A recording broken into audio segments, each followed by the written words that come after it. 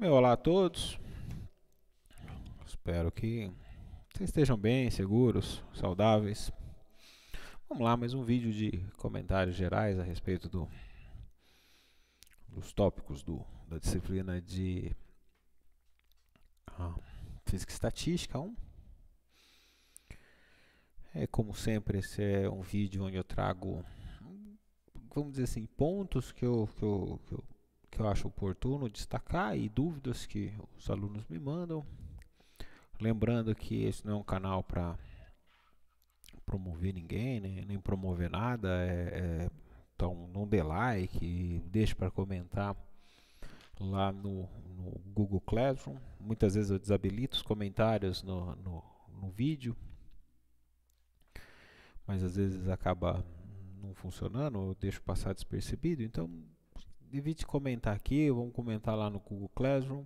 A ideia de usar esse canal é primeiro ter documentado esse material, né, esses vídeos, para que os alunos possam vê-los futuramente ou até é, ver os vídeos do ano anterior, ou ainda querer fazer um lembrete rápido de algum determinado tema e prefira o vídeo, ou ainda tem algumas pessoas que na leitura acabam não conseguindo assimilar muito, mas ao ouvir alguém lendo acaba assimilando melhor. Ou seja, o intuito é que a gente tenha esse material disponível sem necessidade de autorizar permissão nem nada, acessível para todo mundo de uma forma compatível, né? Qualquer dispositivo você possa abrir e visualizar sem grandes problemas, sem baixar codec, sem nada. Ok? Então, de tempos em tempos é oportuno fazer essa explicação a respeito do canal. Eu não quero ser um youtuber, nada disso. Eu sou reservado demais para esse tipo de coisa. Então, vale lembrar também que o PDF ele é um resumo, né, um material para possibilitar que vocês consigam identificar os temas que estão sendo discutidos nos diferentes livros sugeridos. E por isso, né, às vezes eu lanço mão de mais de uma definição e tudo mais. E por isso também que eu recomendo que o aluno não use somente o PDF que está sendo fornecido para o estudo. É muito pouco usar só o material que está sendo, só o conteúdo que está sendo fornecido aqui no PDF. O aluno deve buscar a leitura detalhada. Quando eu falo leitura detalhada, é ler com atenção, fazendo as continhas e tudo mais. Lá do livro do Casquilho, que é o livro que eu uso como base para disciplina. E eu recomendo ainda a leitura de outros livros, como o livro do Reif, o do Hill. Muita gente fala, professor, mas o livro do Hill ele é um pouco mais avançado. Eu entendo que o livro do Hill é um pouco mais avançado, mas as discussões do Hill são discussões muito boas. Então, vale a pena ler essas discussões a respeito do assunto, assim como as discussões do livro do Pátria são muito boas, e do Huang também eu gosto bastante, o Greiner eu também gosto bastante. Então, sempre vale a pena dar uma olhada, não só ficar preso a uma única referência, mas verificar como o assunto é apresentado em outros materiais. Então vamos lá, essa é a continuação do Gás Ideal Clássico, onde a gente fez um desenvolvimento até o momento, né, onde a gente conseguiu chegar na função de partição do meu sistema. Então, só para que seja localizado, né, essa é a função de partição e essa é a função de partição de uma partícula, né, que é o que a gente chamou de Z1, tá? Então, e aqui tem alguns detalhes, né, de como que esse desenvolvimento aqui, expressões que a gente vai acabar utilizando. Então, vamos lá, né? Então a gente chegou até aqui no momento e agora temos a soma sobre todos os estados individuais de cada partícula. E essa soma, né, como foi considerado no material imediatamente anterior, ela considera que as partículas são distinguíveis. Então, como eu mencionei, né, o segredo do sucesso na física estatística é uma contagem adequada dos estados. E se a gente seguir considerando as partículas distinguíveis, essa contagem não vai ser adequada. Então, a gente vai ter que aplicar uma correção quântica aqui. Ainda que a gente tenha um sistema clássico, nós precisamos aplicar essa correção quântica, dado a indistinguibilidade das partículas. E se eu não fizer isso? Bom, a contagem dos estados do gás vão levar a funções termodinâmicas que não são corretamente intensivas ou extensivas. Quem quiser seguir daqui em diante e continuar o estudo sem fazer essas correções, vai ver que a gente não consegue obter os resultados que a gente tem como conhecidos lá da termodinâmica, né? No fundo, você está trabalhando com gás ideal clássico, a gente já deve imaginar que a gente deve estar buscando que PV igual a nRT e todas aquelas relações que a gente vê para o gás ideal clássico lá na termodinâmica. Então, para ilustrar, nós vamos considerar um sistema com duas partículas e escrever a função de partição canônica. Então, vamos lá. Função de partição canônica para duas partículas, né? Doisinho aqui no índice, identificando que é para duas partículas. Vai ser, né, então, a função de partição para beta EJ1, né, primeira partícula, EJ2. Tá?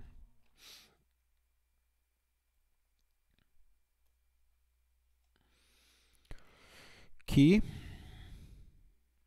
vai poder ser escrito aqui como somatório em J exponencial de menos 2 beta EJ, ou seja, a situação quando J1 e J2 é igual a J, e a outra condição que a gente tem é a que está aqui, quando J1 é diferente de J2.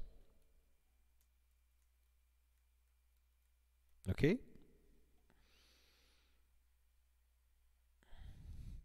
Note que no segundo termo a gente pode ter as seguintes possibilidades, né? Partícula 1 no estado J1 e partícula 2 no estado J2, ou a gente pode ter a partícula 2 no estado J1 e a partícula 1 no estado J2. Como a gente já viu, se as duas partículas são idênticas e indistinguíveis, elas não geram um novo estado. É a discussão que a gente acabou enfatizando, né, aqui de novo a imagem extraída lá do livro do Casquilho, que mostra que se é distinguível, a gente tem um novo estado, né, a gente consegue identificar que houve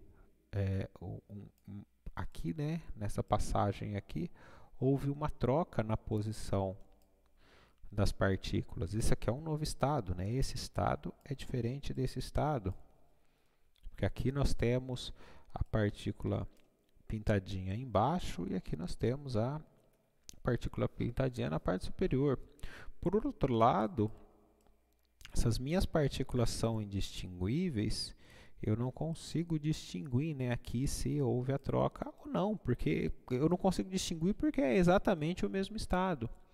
E por ser o mesmo estado, é essa correção que a gente precisa aplicar, né? Então, aqui nesse caso, como eram duas partículas, as possibilidades que a gente precisa eliminar, né, vai ser dado pela divisão, né? Ou seja, a duplicidade que a gente precisa realizar é dividir por 2 fatorial. Ou seja, a gente então vai fazer essa divisão, né, pelo fatorial das partículas que estão ocupando os mesmos estados NJ. A gente vai ver aqui em detalhes. Então, a função de partição corrigida, ela vai ser dada, né, por esses termos que são daqui, né, de J1 igual a J2 igual a J, né, aqui, J1 igual a J2, que são os termos que vão estar apresentados aqui, né, mas aonde a gente precisa efetuar a correção por ter esses termos de J1 diferente de J2 diferente de Jn. Ou seja, com o último termo aos casos de N partículas que estão em estados diferentes. Sendo que os pontinhos, né, esses 3 pontinhos que estão apresentados aqui, correspondem a situações intermediárias. Então, a expressão 5, ela é a função de partição corrigida para partículas indistinguíveis. Ok? Todavia, na prática, ela não funciona, porque n é da ordem do número de Avogadro. Então, perceba que aqui a gente tem um considerável problema. Okay? Porém, nas condições normais de temperatura e pressão, né, o CNTP, a probabilidade de qualquer estado individual estar ocupando é muito inferior a 1, né? Nessas condições, o número de estados individuais é muito grande comparado com o número de partículas com essa dada energia. Então, se a gente seguir a análise das CNTPs, né, na equação 5, a gente pode dizer que a função de partição corrigida ela é aproximadamente 1 sobre n fatorial da função de partição individual elevado a n, que vai ser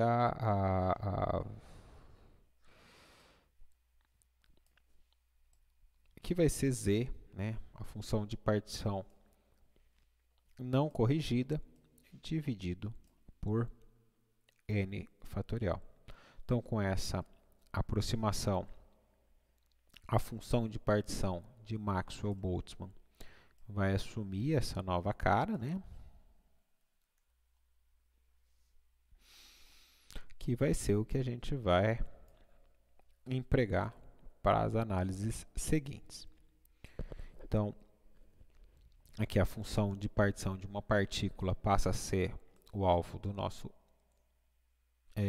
da nossa busca, né? Porque se a gente tiver a função de partição de uma única partícula, né, o Z1, a gente pode então aplicar, né, elevar n aqui, dividir por n fatorial, então a gente já vai ter a função de partição de Maxwell-Boltzmann, ok?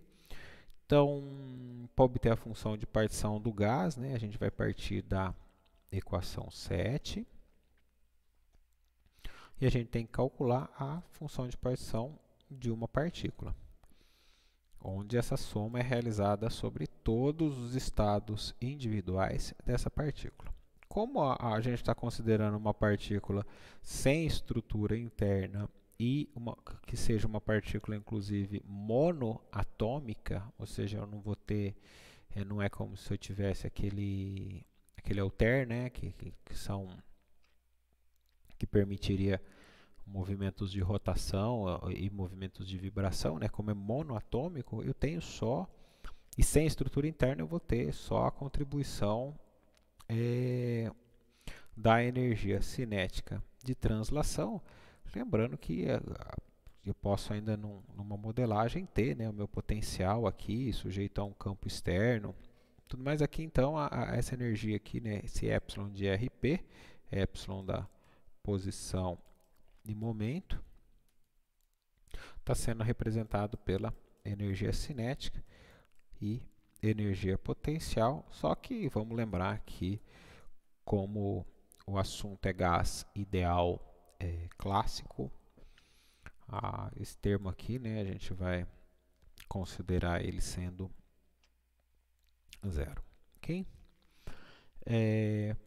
Aqui vale muito a pena a gente fazer uma observação para os casos de partícula com estrutura interna, onde é necessário acrescentar o termo energético correspondente. Então, vamos imaginar que a gente tenha uma molécula diatômica, né? Então, a gente deve contabilizar a energia de rotação e de vibração. A de vibração, né? Se essa partícula é diatômica, né? Ela é como se fosse dois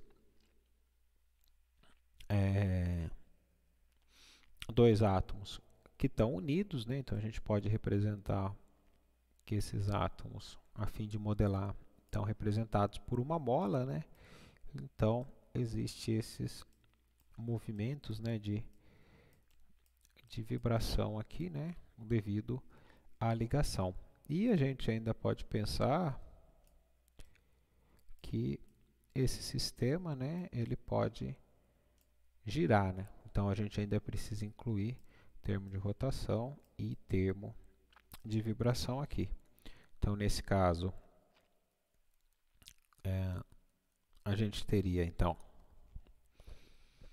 a função de o termo de energia de translação e mais outros termos de energia interna. Ok? Aí ele define aqui esse Z minúsculo, né, como a função de partição relativa ao movimento de translação de uma partícula. E a gente ainda teria a componente da função relativa à energia interna.